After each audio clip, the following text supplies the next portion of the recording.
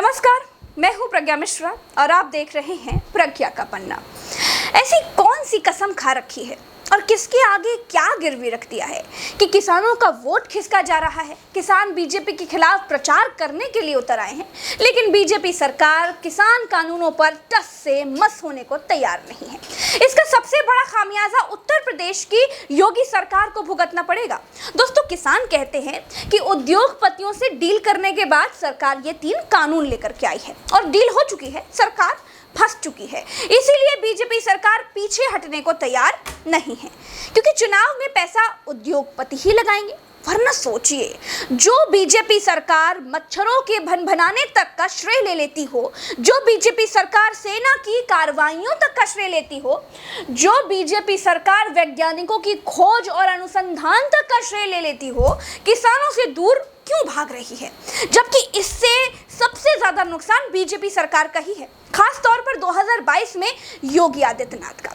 मुजफ्फरनगर में किसानों का जो अथाह सैलाब आया था, ये सब ऐसे ही नहीं आया था। बीजेपी के पास अब इतना ही बचा है कि वो इन किसानों को असली बताए या नकली बता दे, पाकिस्तानी खालिस्तानी बता दे। इससे ज्यादा लाभ बीजेपी को नहीं होने वाला। एक तर्क और है कि ये वाले नकली किसान हैं, ये वाले असली किसान हैं जो खेतों में हैं। एक सच बात बताऊं दोस्तों, सरकारें चाहती भी यही हैं कि किसान खेत से सिर उठाकर आगे ना देख पाए, उसके मुंह में जुबान ना आने पाए। और अगर जुबान आ गई तो सब राकेश टिकैत की तरफ बोलने लगेंगे।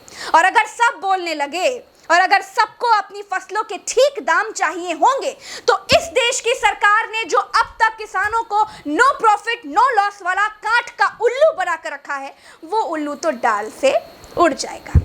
इसीलिए हमारे देश की सरकारों को मुंह खोलने वाले और बोलने वाले किसान नहीं चाहिए। अगर किसान बोल पाता तो बोलता कि सदियों से उसका गेहूं 20 रुपए के ऊपर भाई क्यों नहीं बढ़ा।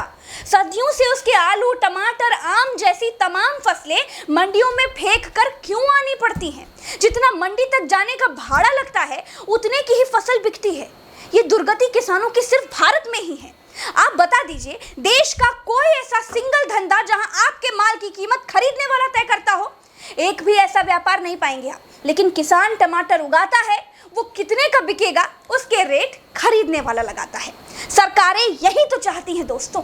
देश कहां पहुंच गया, नेता कहां पहुंच गए, सरकारी नौकरी की सैलरी कहां पहुंच गई, प्रॉपर्टी के दाम आसमान छूने लगे। लेकिन किसान की फसल पर अठन्नी, चवन्नी और रुपया से ज्यादा महंगाई नहीं आती। जो दवाई, जो खाद, जो डीएपी, जो ट्रैक्टर, जो डीजल किसान इस्तेमाल करता है ना, उसके दाम 100 गुना बढ़ गए हैं। लेकिन किसान की फसल माटी के मोल है। इसी देश में अगर सबसे ज्यादा शोषण किसी धंधे में है तो वो किसानी है। बीजेपी के नेता कहते हैं कि अरे किसान तो खेतों में काम कर रहा है, जो काम नहीं कर रहा है जिंदगी काट रहा है। जब फसलों में काम नहीं होता है ना, तो किसान मजदूरी पर निकल जाता है। कोई ईटा गारा का काम करता है, कोई भट्टों में काम करता है, कोई शहरों में पुताई करता है। आप असली नकली बताते हैं। किसानों की लाइफ अगर आपने इतनी लैविश बना दी है, इतनी अच्छी बना दी है, तो आज भी किसानों की ये हालत नहीं होती। आपको 6000 की भीख ना नहीं देनी पड़ती। मैं प्रज्ञा मिश्रा किसानों की बेटी होने के नाते ये मांग करती हूँ कि सरकार एमएसपी नहीं एमआरपी तय करे। किसान दान धर्म करने के लिए ही पैदा हुआ है क्या? अब सोचिए, गाली खाकर देश को रोटी खिलाने का ठेका ले रखा है क्या? हम किसानों को अब और भगवान नहीं बनना है। हमें भगवान बनाकर सरकारों ने हमें कच्चे घरों में रहना हमारी मजबूरी बना दी है। अरे नहीं बनना ऐसा भगवान जहां केवल चुनावी भाषणों में ही इज्जत मिलती हो, बैंकों से, सरकारी दफ्तरों से धक्के देकर भगाया जाता हो। अरे नहीं बनना ऐसा किसान। देश में अपने हक और अधिकार के लिए बोलना पड़ेगा, मुंह खोलना पड़ेगा। तीनों किसान कानूनों के लिए सरकार जिस तरह से अड़ी हुई है, उत्तर प्रदेश में अपनी सरकार का नुकसान कराने को तैयार है। उससे लगता तो यही है कि दाल में बहुत कुछ काला है। सरकार नहीं, इन कानूनों का कोई और ही रखवाला है। दोस्तों, इस वीडियो में इतना ही। अगर पसंद आए तो लाइक ज़रूर कीजिएगा और प्रज्ञा का पन्ना को खूब आगे बढ़ाइए, सब्सक्राइब ज़रूर करवाइए। नमस्कार, जय हिंद।